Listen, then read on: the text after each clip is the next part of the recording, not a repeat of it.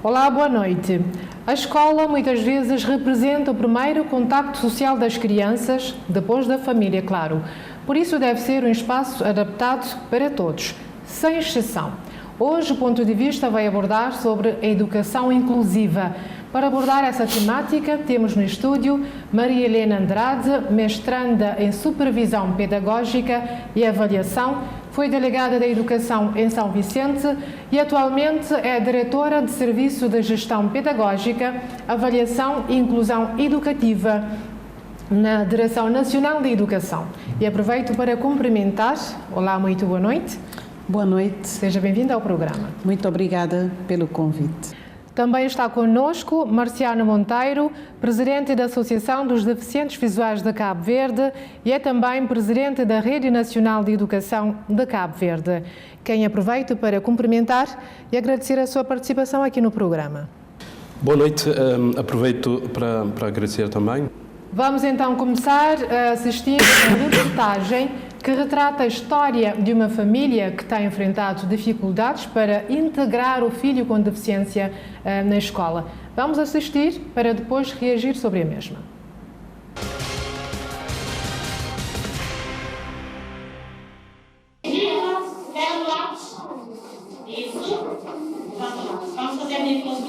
Sem qualquer materiais adaptados, a professora Lizine Tavares lida todos os dias com o trabalho incansável de ajudar o pequeno Nicolas a aprender a ler e a escrever. Minha criança é uma criança que tem síndrome de Down, pode falar quase 100%.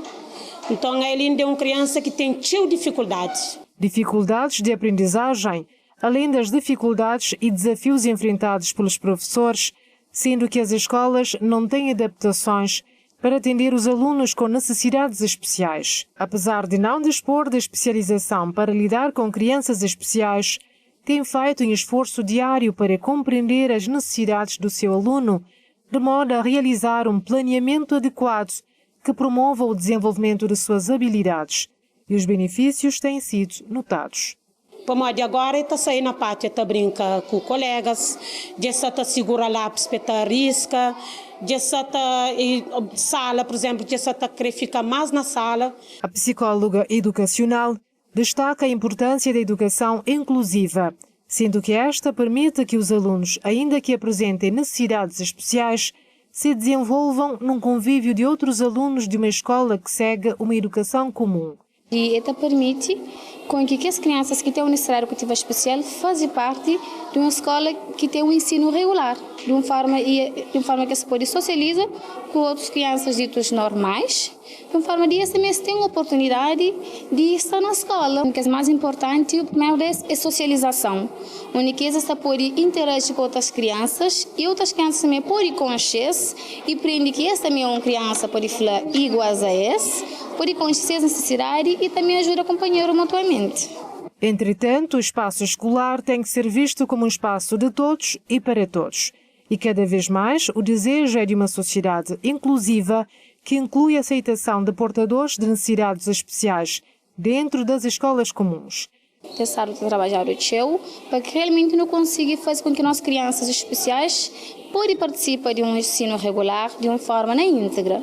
Apesar da importância de uma educação inclusiva e do direito de todos, sem exceção, à educação, ainda existem famílias que continuam a enfrentar dificuldades para inserir o filho com alguma deficiência em atividades comuns da sociedade, como é o caso dessa família da localidade de São Pedro, na cidade da Praia. Isolinda é uma mãe solteira de 3 filhos, dos quais 2 com necessidades especiais. E a solução tem sido levar a criança todos os dias, faça o sol ou não, para o seu ponto de venda. Para a cidade de Jardim, na escola também tem essa deficiência, com o menino normal, tem como a menina na outra sala, já é certa maneira. Em pedir apoio, essas esperas sem resposta. Enquanto espera por uma resposta, o pequeno Ezequiel é privado de socializar com outras crianças e de ganhar algumas habilidades. Primeiramente, informar pais que realmente existe uma equipe multidisciplinar para a educação inclusiva, que esse trabalho é isso, é fazer com que toda criança na idade escolar que tem uma necessidade educativa especial faz parte do recinto escolar. Obviamente que essa integração lá na escola também ser um processo diferente de que as crianças que já vão para o jardim, que já têm uma base, não é? Então, e logo que isso acontece, a mãe logo está fazendo com que vai para a escola, também criar tudo medidas adaptativas, fala com o professor, com o gestor da escola, onde que também fazer um plano, onde que a criança também está na escola, mas também tem um plano, e que também orienta a professor na situação com aquela criança. Por isso, os apelos dos demais têm sido para que haja maior envolvimento quer das famílias, das escolas e autoridades nacionais, para que haja uma inclusão efetiva nas escolas.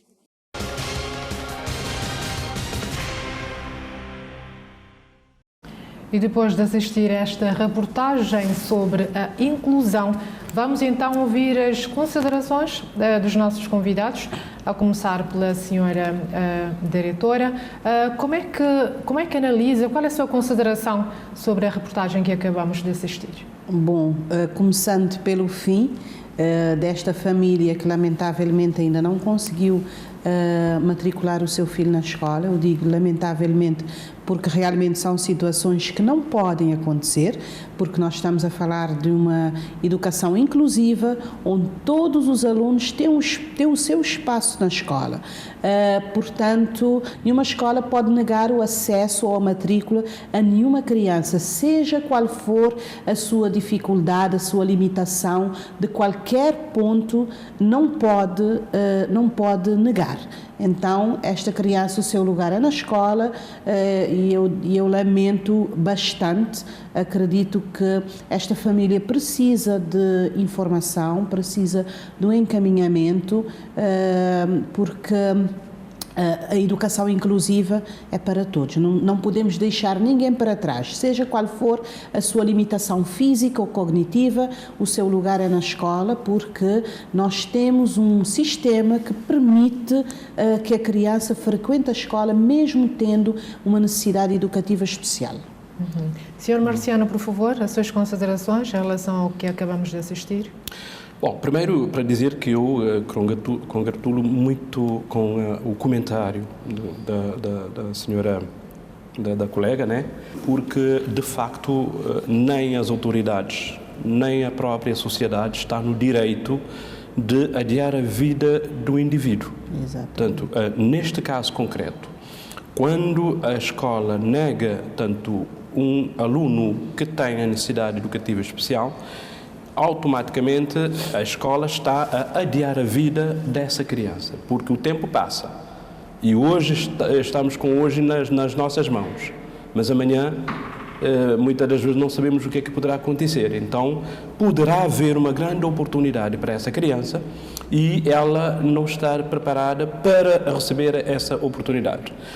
Agora, é melhor estar preparado à espera de oportunidade, de que a oportunidade aparecer e a pessoa não esteja, digamos assim, preparada. E isso, a mim, eu quando ouço coisas do tipo, traz-me uma certa mágoa, porque lembro-me muito da minha história. Eu também fui rejeitado, digamos assim, de uma escola quando eu era criança, tanto na minha infância. Eu só consegui estudar a partir dos 21, 22 anos, da minha idade. E o pior é que eu estive mesmo ingressado na escola, não é? Embora com as minhas limitações na altura, mas uma bela altura, bom, uma bela, passa a expressão, mas a altura mais triste para mim foi quando eu fui mandado de novo para casa porque não havia condições para eu continuar a estudar. E eu posso dizer que a Direção Nacional de Educação está atenta a estas situações e um apelo que eu faço é que sempre que haja alguma destas situações, para os pais, para a família, dirigirem-se à Direção Nacional de Educação, porque às vezes nós recebemos algumas reclamações e agimos prontamente e estas crianças são inseridas na escola. Então um apelo, família, nós não queremos deixar nenhuma criança em casa, porque há todo um tipo peço desculpas, há todo um tipo de encaminhamento para esta criança dentro da escola e na sala de aula. Eu posso falar um pouco, não sei se posso já, mas falar um pouco sobre o sistema de sinalização, que é um sistema que existe desde 2018 e que consiste na identificação das crianças com necessidades educativas especiais que estão na escola. Então, este processo de sinalização pode ser levado a cabo tanto pelo professor titular da turma ou o diretor da turma, pode ser levado a cabo pelo responsável da escola, pelo diretor do agrupamento, também pela própria família. E este processo de sinalização consiste em identificar esta criança, logicamente que não é um diagnóstico clínico, porque nós não trabalhamos com o diagnóstico clínico, não é da nossa responsabilidade, mas esse processo, depois que essa criança é sinalizada, essa ficha de sinalização é homologada pelo delegado ou delegada do Ministério da Educação do Conselho, é enviado para a EMAEI, que é a equipa multidisciplinar de apoio à educação inclusiva, que existe em todos os concelhos. Temos 23 equipas em todo o Cabo Verde, sendo na praia temos 2 equipas, uma na Chara de Santo António e outra na Vila Nova, isso para que possamos abarcar todas as escolas e todas as comunidades.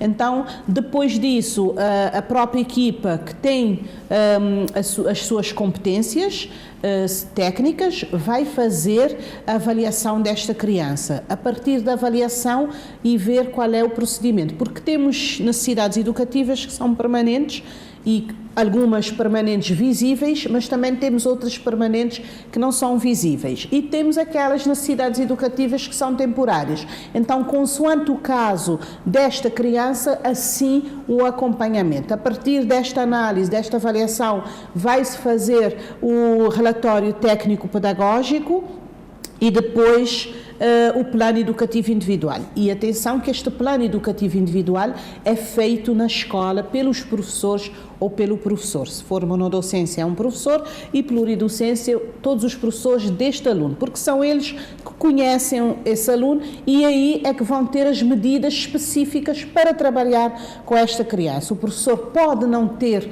uma formação específica na área, mas com o PEI, com o plano educativo individual, ele vai conseguir dar seguimento e dar resposta. Nós vimos no vídeo, por exemplo, e é de enaltecer esta professora realmente e o seu papel que tem tido na vida desta criança, porque começa pelo processo de integração e de socialização, aquisição de competências para a vida e depois também os conhecimentos científicos. Apesar do esforço da professora, que acabou de ser referenciada aqui, ela também relatou alguns desafios que tem enfrentado. Uma delas é a falta de materiais adaptados, não é? Exatamente. Por favor. Mas isso, porque a professora até, como eu salientei, é de enaltecer o seu papel, o papel que tem tido na vida desta criança, porque os materiais podem ser reciclados, podem ser adaptados. Há várias formas. É claro que temos desafios, porque temos um longo caminho a percorrer, mas já estivemos com menos ganhos, não é? Os ganhos têm sido contínuos. Se formos fazer uma retrospectiva, até o Sr. Marciano, na altura, ele começou a estudar com 21 anos, mas agora nós temos alunos nas escolas com deficiência visual, com baixa visão, mas que estão integrados, já estão na universidade, então é um caminho a percorrer. Os desafios são vários, com certeza, tendo em conta também a própria especificidade do nosso país, mas posso dizer que nós contamos, felizmente, com a sensibilidade de muitos professores. Isso é muito importante. Eu também considero estar dentro desse ganho e, mais uma vez, estou a me congratular com os comentários da da doutora? Porque temos uma avaliação adaptada, não é? Então, a criança não pode, se tem uma necessidade educativa especial que já é diagnosticada, já é visível, ela não pode ser trabalhada da mesma forma que as outras crianças, apesar de serem iguais em termos das mesmas oportunidades, mas em termos de avaliação deve ser adaptada desde o início. Porque esta criança, por exemplo, temos uma criança com baixa visão.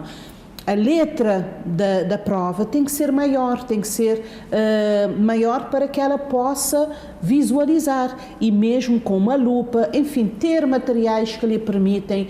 Temos também os gravadores que nós já temos estado a facultar também a estas crianças nas escolas. Então são vários materiais de apoio que estas crianças, que estes alunos precisam para que possam desenvolver no mesmo pé de igualdade que as outras.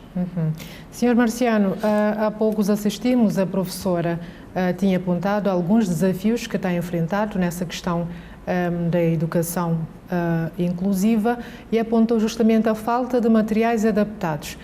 Qual é o seu comentário em relação a isso? Não. Naturalmente que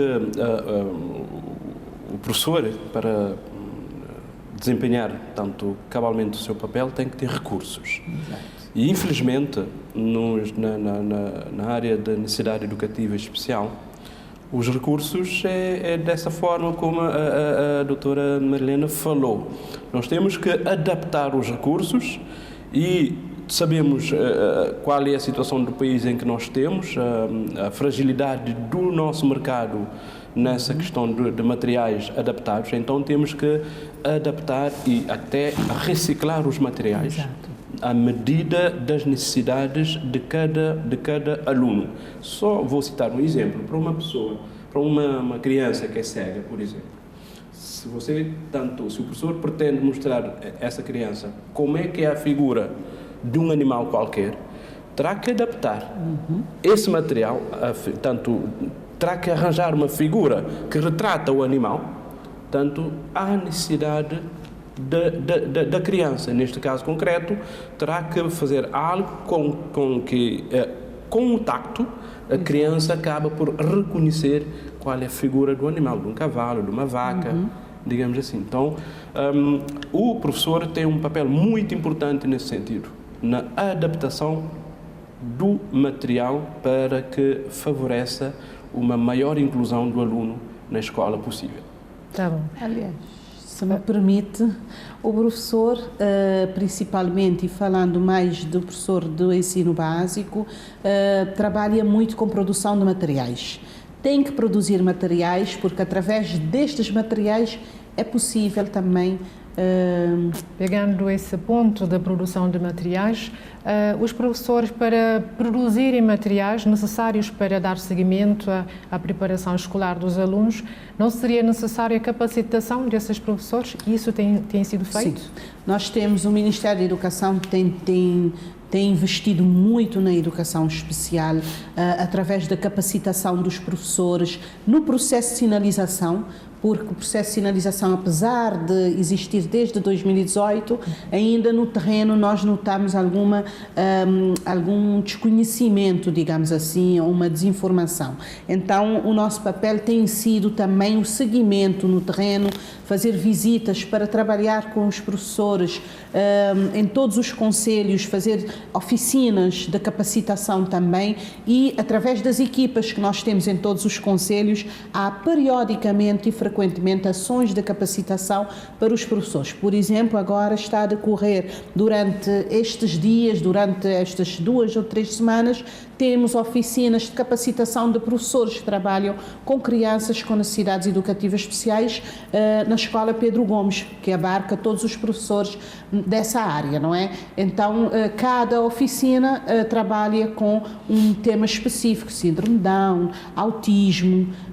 Eu digo que, felizmente, nós temos tido um aumento de crianças com necessidades educativas na escola. Felizmente, porque antes estas crianças não iam para a escola, ficavam em casa, mas agora já temos pais atentos que sabem que é um direito da sua criança frequentar a escola. Então, aí nós temos tido esse aumento e nós não podemos negar o acesso. Eu volto a repetir, casos desses que acontecem devem ser reportados diretamente à Direção Nacional, até na minha pessoa, para que nós possamos trabalhar juntamente com esta escola para acolher esta criança ou estas crianças.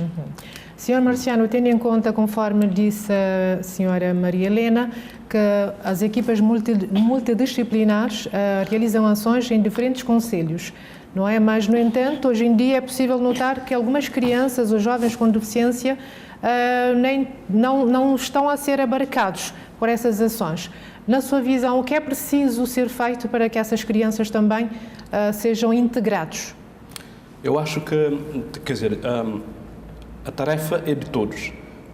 Se o Ministério da Educação está a promover essas oficinas para, portanto, capacitar os professores para poderem estar preparados para receber tanto as crianças com necessidades educativas, também a sociedade e a família em si têm a sua parte também a fazer. Porque nós, eu vou falar agora de uma forma muito específica, tanto a área em que nós, enquanto ADVIC, andamos a fazer as nossas intervenções, que é a área da deficiência visual, não é?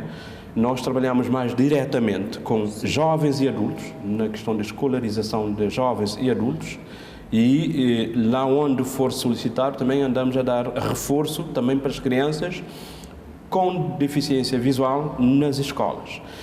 Mas também notamos que há uma certa reticência, quer dizer, há uma certa negação, digamos assim, das famílias e do próprio indivíduo, tanto, neste caso, jovem ou adulto, sobretudo aqueles que acabam por adquirir a deficiência visual na fase da juventude ou na fase adulta. E nós reconhecemos isso como uma não aceitação, digamos, da deficiência e acaba por prejudicar tanto a vida académica dessas pessoas. De modo que, aí já agora aproveitava para deixar o meu apelo, no sentido de todos nós, cada um tem a sua parte a fazer. Se o Governo, através do Ministério da Educação, está a fazer a sua parte, nós, como a sociedade, como indivíduo, também temos a nossa parte a fazer para que as coisas possam funcionar bem. É como o corpo humano. É como o corpo humano. Se qualquer órgão não estiver a funcionar bem, já há alguma limitação para os outros órgãos também funcionarem convenientemente. Exato. E no caso de houver alguma resistência da parte da escola ao recusar aceitar um aluno com deficiência, o que é necessário ser feito para que essa situação seja retornada? Volto a dizer, esta escola não pode negar. A escola tem que receber todos os alunos em pé de igualdade. Nós temos o ensino básico obrigatório para todos, que vai até o 8º ano, portanto, nenhuma escola pode negar o acesso a uma criança com necessidade educativa especial. Aliás, do meu ponto de vista, deve acolher ainda muito mais, porque, por exemplo, se estamos a falar dando o exemplo desta criança, se tem uma escola ao pé da casa desta criança, o seu lugar é nessa escola, não é andar mais longe para ir para outra escola porque dificulta, porque tem dificuldade em termos de mobilidade, então é mais fácil esta criança ficar perto. A questão da localização geográfica também é muito importante, não é? Então, quando acontecer casos desta natureza, é fazer denúncias, porque é o direito desta criança que está a ser negada, é o direito negado, é o direito que está a ser roubado. Então, neste caso, nenhuma escola pode, a escola é obrigada a aceitar. E onde a família pode recorrer? Na Direção Nacional de Educação, na delegação do Ministério. Falando aqui da cidade da Praia, é fácil ir à Direção Nacional, mas quando estamos a falar de outros concelhos, primeiramente passar pela delegação ou fazer uma denúncia por escrito, porque a escola não pode negar. Às vezes temos resistência da família, mas também passa por uma questão da própria sensibilização, também sensibilização da escola, dos professores, da comunidade de uma forma geral e dos pais, porque às vezes temos famílias que entram naquela fase de negação, de luto e até de próprio medo. Eu acho que é também um medo, um receio de como é que a sua criança, que está lá protegida em casa pela mãe, pelo pai, pelos irmãos, quando essa criança vai para a escola, quem é que vai protegê-la? Então, há esse receio, há esse medo, essa insegurança, mas as famílias podem estar sossegadas, podem confiar que o Ministério da Educação tem criado todas as condições para acolher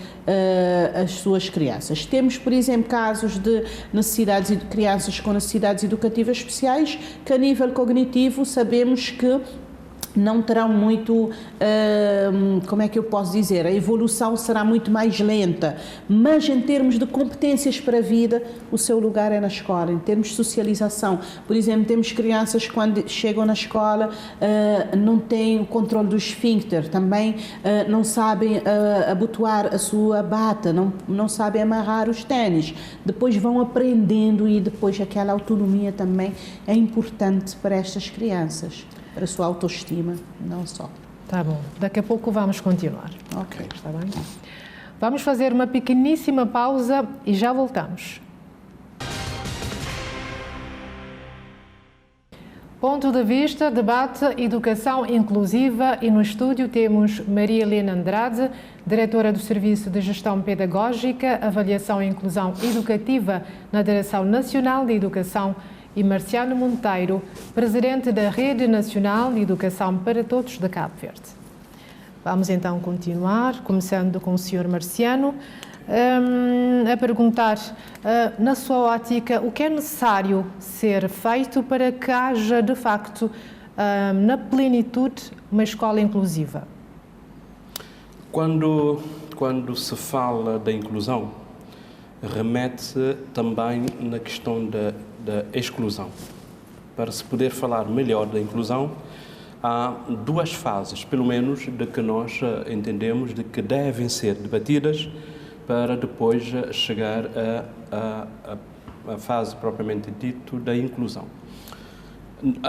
Tanto a fase da exclusão é aquela fase onde a criança, neste caso concreto, o objetivo deste debate é quando a criança está totalmente excluída, em casa, sem acesso à escola, enfim, lá num cantinho da casa só é visto pela família.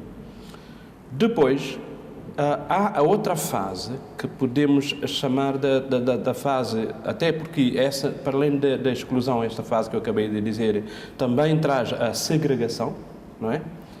Mas há uma outra fase ainda que a criança vai para a escola, está dentro da escola, está dentro, não está fora, está dentro, certo?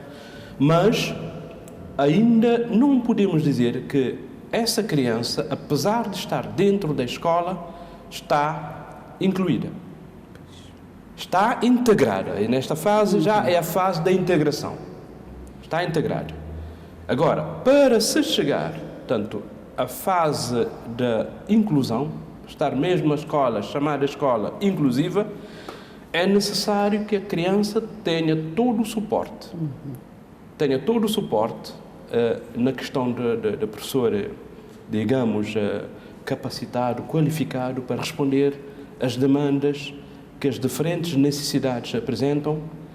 É necessário que haja materiais também didáticos para responder essas demandas, para que essa criança, eu que sou uma criança com necessidade educativa especial, estar no mesmo pé de igualdade com o Pedro ou a Joana, que também são crianças com necessidade, ou seja, que não têm necessidades educativas especiais. Estar tanto no mesmo pé de igualdade. Aí sim, aí já podemos falar da inclusão, de uma escola inclusiva. Mas, infelizmente, é o que ainda não conseguimos atingir aqui em Cabo Verde. Sabemos que há uma força de vontade enorme de várias partes, tanto do governo, através do Ministério da Educação, como da própria sociedade também, mas, infelizmente, ainda não conseguimos falar de uma inclusão plena, dado a falta desses recursos que eu acabei de mencionar. Também vai nessa lógica? Ainda não há inclusão plena nas escolas? Eu posso dizer que inclusão plena, se calhar, nunca teremos, não é? Porque à medida que formos ultrapassando um desafio, solucionando alguma problemática, vamos encontrando mais e mais. Estamos numa sociedade em constante evolução, onde, por várias razões, temos tido um aumento de crianças com necessidades educativas especiais. A plena, eu não sei se algum dia algum país terá. Podemos então falar numa escola inclusiva? Mas podemos falar de uma escola inclusiva, sim. Uma escola inclusiva com todas as condições em termos de recursos humanos, recursos materiais, para que possamos ter inclusão. O espaço físico inclusivo também é importante, porque se eu tenho um aluno cadeirante numa escola, eu não vou colocar esse aluno no segundo piso. Ou mesmo se está no segundo piso, eu tenho que ter rampa de acesso. Não é? Então, criar condições físicas, às vezes são pequenos reparos, pequenas adaptações que a escola pode fazer e que vai garantir essa inclusão. Se tem um aluno com baixa visão, por que não investir em materiais adaptados, em lupas para esta criança, ou fazer provas com letras maiores, ou mesmo fichas com letras maiores, em aumentar, não é? O tamanho das letras, capacitar os professores, mas não só, a própria sensibilização dos próprios professores e de toda a comunidade, funcionários, pais encarregados de educação, porque eu posso ter capacitação, mas eu não tenho sensibilidade e não vai me servir de nada ter capacitação e não estar a aplicar na prática com o meu aluno ou com a minha aluna com necessidade educativa especial. Então eu acredito que sim, que é possível, com o engajamento de esforços de todos, com pais também confiantes de que os seus filhos vão ser bem recebidos, bem tratados e acolhidos na escola. Para que haja essa inclusão, tem que haver uma responsabilização. Essa responsabilização é de todos os que estão, de todos os intervenientes. Então é possível. Ok, a senhora Maria Helena ainda continua consigo. Quais são as políticas do governo para a educação inclusiva aqui no país? Quais têm sido? Sim, primeiramente posso falar já falei do sistema de sinalização, que é a nível nacional, onde nós temos neste momento nós temos cerca de 1.950 alunos sinalizados, que são os dados que nós temos, mas também sabemos que ainda temos alunos com necessidades educativas especiais que não estão sinalizados, porque essa sinalização é um processo, não é? Mas nós não podemos, mesmo que a criança não esteja sinalizada, esta criança não pode ser deixada de lado, ela continua a ser trabalhada com estratégias diferenciadas, com metodologias diferenciadas, porque mesmo numa sala de aula onde nós não temos crianças com NE, nós temos vários tipos de crianças, vários tipos de ritmos de aprendizagem. Então, também posso dizer também que desde o pré-escolar ao ensino superior, os alunos com necessidades educativas especiais, as crianças com NE, têm acesso gratuito. Temos, por exemplo, no pré-escolar, a subvenção financeira. Todas as crianças podem frequentar o pré-escolar de forma gratuita. E também até o ensino superior. É uma política do governo que tem como missão também trabalhar na inclusão, porque eu não posso falar de inclusão se eu estou a cobrar a matrícula ou a propina para um aluno com necessidade educativa especial, quando sabemos que temos muitas famílias que não conseguem pagar, por exemplo, para que o seu filho aceda ao ensino superior. Sr. Marciano, como é que avalia as ações do governo em relação a essa questão da educação inclusiva? Pegando na parte final do comentário da doutora Maria Helena, Eu já fui confrontado por algumas pessoas a falarem sobre essa questão da medida que o Governo implementou, e muito louvável, não é? Que é a gratuidade do ensino para as pessoas com necessidades educativas especiais. Não é só isso, não é uma medida que abrange só as crianças, como é óbvio, até o ensino superior já não abrange somente, não está limitado apenas para as crianças. Agora, às vezes as questões que as pessoas aí fora colocam olha, o Governo, eu tenho meu filho, ele tem uma necessidade educativa especial. Eu não vou pagar a propina para o meu filho porque o Governo já adotou a gratuidade do ensino para as pessoas, para os estudantes com necessidades educativas especiais. Mas eu ainda, mesmo assim, o meu filho não pode ir para a escola. Porquê? Porque para chegar à escola é necessário pagar o transporte, ter, por exemplo, um passe de autocarros. Mas assim, nós também temos que ter a consciência, nós temos que ter a nossa consciência de que só o Governo não pode dar todas as respostas. Exato. É necessário que eu também, enquanto pai, enquanto mãe, enquanto encarregado da educação, que eu faço também a minha parte para que, de facto, o meu filho, o meu educando, chegue tanto ao ensino, tanto à escola, para poder beneficiar da gratuidade do ensino. Mas eu acredito que o Governo tem essa vontade também de um dia chegar ao ponto de dizer há gratuidade também na questão de transporte para as crianças, tanto a deslocarem às escolas.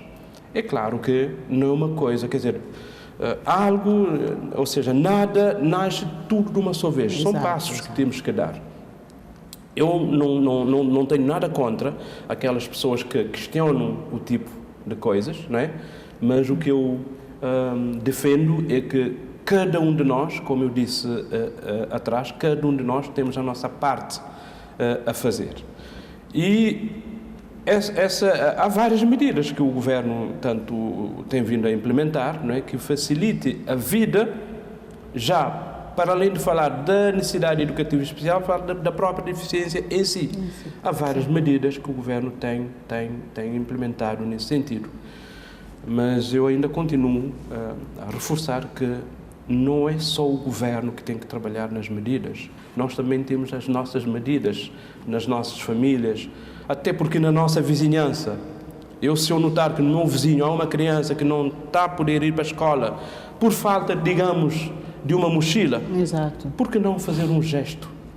Não diria o gesto assistencial, mas um dever que eu tenho como cidadão de dar a minha contribuição também para que a minha sociedade se desenvolva. Porque todo indivíduo, seja que tenha uma limitação ou não, tem uma contribuição a dar para o desenvolvimento do país.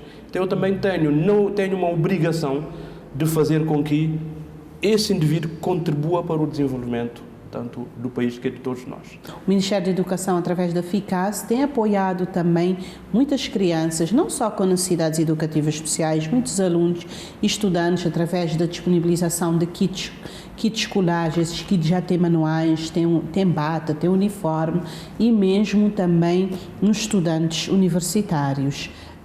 Mesmo através das residências de estudante, de apoio com o transporte escolar, tem sido também um grande ganho do Ministério da Educação, através das câmaras municipais, tem estabelecido contratos, programas e não só, também iniciativas particulares das próprias câmaras para apoio aos alunos para o transporte para a escola, não é? Claro que ainda temos muitos desafios, mas também eu concordo com o colega Marciano quando diz que as famílias também têm a sua cota de responsabilidade e devem ter, porque nós não podemos estar só à espera que o Governo nos dê tudo, mas também nós temos que correr atrás. A senhora Maria acha que a ação das partes tem sido deficiente? Eu não digo deficiente, mas eu acho que as famílias precisam assumir mais também assumir um pouco mais de responsabilidade. Por exemplo, às vezes temos casos, nós temos, em alguns concelhos, temos casos de protocolo com as delegacias de saúde, com os hospitais, para receberem estas crianças, para tratarem as crianças e de forma com especialistas. E às vezes a grande dificuldade não está em ter o especialista, mas é a mãe ou o pai levarem esta criança para a consulta. Então isso também é uma... Eu posso ver também do outro lado. Esta mãe, este pai precisam sair para trabalhar, então não tem como deixar de trabalhar, porque se não trabalharem é o dia a dia que ganham, então se não um dia de trabalho vai refletir também no orçamento familiar. Mas há prioridades que nós temos que estabelecer, porque temos que assumir a nossa parte de responsabilidade também, não é? Uma responsabilidade que tem que ser tripartida ou... Senhora jornalista, se me permite, eu só queria fazer aqui um realce. Eu, quando falo de medidas que o governo tem tomado, eu estou a falar dos sucessivos governos, não é? Exato. Eu estou a falar dos sucessivos governos porque sabemos que todos que já passaram na governação, aliás, deste país, têm essa vontade. Têm a vontade de que Cabo Verde se desenvolva, mas com a contribuição de todos os indivíduos. E a nível da estrutura física da escola, como é que tem sido essa adaptação, Senhora Maria Helena? Através da reabilitação, o Ministério da Educação, o Governo de Cabo Verde tem apostado muito na reabilitação das escolas, na criação de condições para todos. Sabemos que ainda temos muitos desafios, sabemos que ainda há muito por fazer, mas acredito que estamos no bom caminho. Já temos muitas escolas que não tinham rampas de acesso, mas hoje em dia já têm. Enfim, não é só rampas, porque também tem outras condições lá dentro, mesmo casas de banho adaptadas. Nós já temos muitas escolas que têm casas de banho adaptadas para alunos com algum tipo de deficiência motora. Enfim, são passos, são ganhos que vamos tendo progressivamente, mas a estrutura física é muito importante também, não só para a integração, mas também para a inclusão deste aluno ou desta aluna na escola. Eu quero só acrescentar aqui uma questão. É assim, não podemos ver só as escolas públicas do governo, digamos assim. Sim. Mas as escolas privadas também devem adaptar os seus edifícios, tanto para que possam responder às necessidades tanto dos estudantes que por aí passam, porque hoje em dia temos muitas escolas, algumas escolas privadas aqui, sim, desde o secundário até, ou seja, desde o pré-escolar, né? Desde o pré-escolar, escolas privadas, que às vezes as crianças vão e ficam na deriva, porque não tem como ter a mobilidade, exato, dentro do espaço físico, dentro do espaço escolar. Mas isso também não tem que ver só com as barreiras físicas, mas com outras barreiras também, porque, por exemplo, eu tenho casos concretos de jovens que têm a deficiência visual, que terminam no ensino secundário, escolhem uma área, tanto da sua formação superior, mas que infelizmente acabam por ficar, tanto esses jovens acabam por ficar frustrados e até acabam por abandonar o curso, porque não há adaptação, não é? Não há adaptação para o curso que o jovem, neste caso, pretende fazer, de forma a ele continuar e concluir o seu curso. É necessário que também as universidades também pensem nisso, sim, mas que também haja um diálogo diálogo há sempre, mas que haja um diálogo mais profundo com as associações, por exemplo, das pessoas, dependendo da área de atuação, porque não estou aqui a falar da deficiência visual, mas há associações que lidam com várias outras áreas que têm necessidades educativas especiais. Há necessidade de um diálogo mais profundo com essas com essas associações, até para orientar os estudantes para o curso que devem escolher, independentemente, claro, temos que respeitar tanto a vocação, né? Temos que respeitar isso, mas também temos esse dever de orientar. Vamos fazer mais uma pequena pausa e daqui a pouco estaremos de volta. Não saia daí.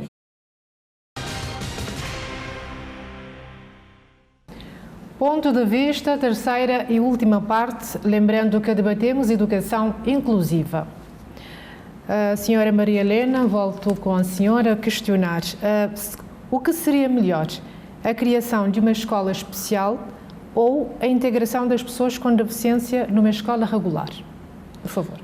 A inclusão de crianças, de alunos ou crianças com necessidade educativa especial numa escola regular. Isso é de todo, acho que é inquestionável, não é? Porque estas crianças precisam da outra parte também, de relações humanas, de socialização, de saber que estão integradas na sociedade porque a sociedade é feita de várias pessoas, com várias personalidades, nós temos várias diferenças, mas temos que aprender a conviver com as diferenças. É bom essa inclusão, essa integração, é boa tanto para a criança com necessidade educativa especial ou com deficiência e também para aquelas que não têm. Porque se tivermos uma escola onde nós não temos nenhuma criança com nenhum tipo de necessidade, como é que as outras crianças vão aprender a conviver com a diferença? Como é que vão ser tolerantes? Como é que vão respeitar a diferença? Então, há uma aprendizagem que é mútua. Então, eu acho que é importante essa integração, essa socialização e essa convivência de todos no mesmo espaço, porque criar uma escola especial, digamos assim, só com crianças com necessidades educativas especiais, vamos estar a segregar. Então não é bom, tanto para a autoestima dessa criança e para o desenvolvimento das nossas outras crianças que vão viver num mundo onde acham que tudo que não há dificuldade. Isso não é bom, porque vai se tornar um adulto até intolerante e mimado, não é? E não vai respeitar. A única diferença que nós temos é a criação, a única ressalva que eu faço aqui é a criação a existência de salas de alunos surdos, mas estão integrados, estão dentro de uma escola regular, mas têm a sua sala específica devido também à sua forma de comunicação, embora também temos alguns, quando são poucos alunos, podem ser integrados nas salas de ouvintes, mas capacitando os professores para trabalharem com estas crianças. Sr. Marciano, defende também a integração de pessoas com deficiência numa escola regular ou tem uma visão contrária? Não, eu defendo também a mesma ideia, só que às vezes há alguma particularidade, porque eu gosto de falar, tanto quando estou a falar da educação, eu gosto de falar em todas as faixas etárias, não é? Para as crianças, jovens e adultos, não é? No caso concreto, que eu diria que talvez aí poderia-se fazer uma pequena ressalva também, nós, enquanto a ADVIC, por exemplo, a organização que trabalha mais diretamente para as pessoas com deficiência visual, às vezes você encontra um jovem que nunca foi para a escola, por exemplo. Ele terá que ter um espaço um pouco mais reservado, não diria um espaço especial, mas um pouco mais reservado, porque ele tem que aprender a escrever e ler o sistema Braille. Exato. Ali, nas outras escolas públicas, não é tão fácil encontrar essa componente. Não é que não existe, mas é um pouco mais difícil encontrar essa componente nas outras escolas. Então aí eu deveria isso em duas fases. Numa primeira fase, no nosso caso, que nós trabalhamos com jovens e adultos na questão da alfabetização de jovens e adultos, numa primeira fase estaríamos com esse espaço reservado. Não é nenhum espaço especial. Tanto é que lá também temos jovens com outro tipo de digamos, de necessidade, porque temos jovens também com aprendizagem, aquilo que chamamos de aprendizagem lentas, né? Dificuldades. E dificuldades na aprendizagem, sim. Estão lá, juntamente com jovens, digamos, com deficiência visual, que estão a aprender a ler e escrever o braille. Agora, a outra fase, nós trabalhamos nesta fase reservada até o 6º ano de escolaridade. A partir do 7º ano de escolaridade, já os nossos estudantes vão para outras escolas, que infelizmente, até agora, devido à limitação da idade, vão mais para escolas privadas. Mas ali já entram naquela que nós chamamos de socialização com outros estudantes que aparentemente não têm a necessidade educativas especiais. Encontram jovens que pronto, estudam dentro do sistema normal, entre aspas. Aí já vai começar a ver aquela socialização e até o ensino superior já não há necessidade de estar nesse espaço, que eu considero ser de um espaço não especial, mas reservado. Daí que eu defendo também plenamente essa questão de a criança estar numa escola onde há crianças que não aparenta ter a necessidade educativa especial. A senhora Maria, Cabo Verde apoia alguma convenção que assegura a inclusão nas escolas? Sim. Nós temos, por exemplo, a Declaração de Salamanca, nós temos mesmo a Declaração Universal dos Direitos Humanos, temos também a Convenção de Pessoas com Deficiência, então isso mostra claramente qual é a vontade política e social do governo em termos de deficiência, de pessoas com deficiência. Afinal, qual é a importância da inclusão educativa? Sr. Marciano, por favor, com o senhor. Qual é a importância da educação inclusiva? Está claro que a educação inclusiva ela é muito importante para as pessoas. Digo as pessoas, já agora, como eu ando a defender, de todas as faixas etárias. Porque a educação inclusiva acaba por tanto complementar aquela parte da socialização. Você está numa família, vem de uma família, sai de uma família para casa, ou seja, para a escola, você pode ser o único tanto a ter uma necessidade especial dentro da família. Está a conviver lá com a sua família dentro da casa. Depois sai fora da casa para a escola, encontra-se também uma família até muito mais alargada, digamos assim, que é considerada também uma família, dentro da escola. Então, acaba por ampliar tanto aquela socialização que você já tem na família, de casa. Acaba por ampliar essa questão da socialização nas escolas. Daí que, para mim, a educação inclusiva tem muita importância, tanto para os indivíduos, no seu todo. Por favor, faço a mesma pergunta para a senhora. Sim, para mim a educação inclusiva é imprescindível para o desenvolvimento de qualquer país, porque se tivermos uma educação inclusiva, com certeza iremos reduzir os números de pobreza, pobreza extrema e de dependência económica, social, até dependência emocional. Porque quando investimos na educação inclusiva, quando incluímos as pessoas com deficiência na escola, nós estamos também a trabalhar a parte da socialização, a autoestima, o empoderamento desta pessoa, a redução da sua dependência, porque temos alunos que são muito dependentes, mas depois vão ganhando a sua autonomia. Isso reflete na sua felicidade, isso reflete no seu bem-estar e depois, ao investirmos, à medida que vamos investindo também, vamos criando condições para que este aluno atinja, para que esta pessoa tenha um futuro brilhante. Nós temos vários exemplos de pessoas que têm uma carreira brilhante, uma carreira promissora e que têm necessidade, e que teve necessidades educativas especiais e que têm deficiência e estão enquadradas na sociedade. Temos o exemplo do Sr. Marciano, por exemplo. Não vamos muito longe, não é? E eu acredito que hoje ele sente-se um homem realizado, porque apesar dele ter começado mais tarde, mas ele está em condições de competir com outras pessoas que não têm, que não são cegas, que não têm deficiência visual, não é?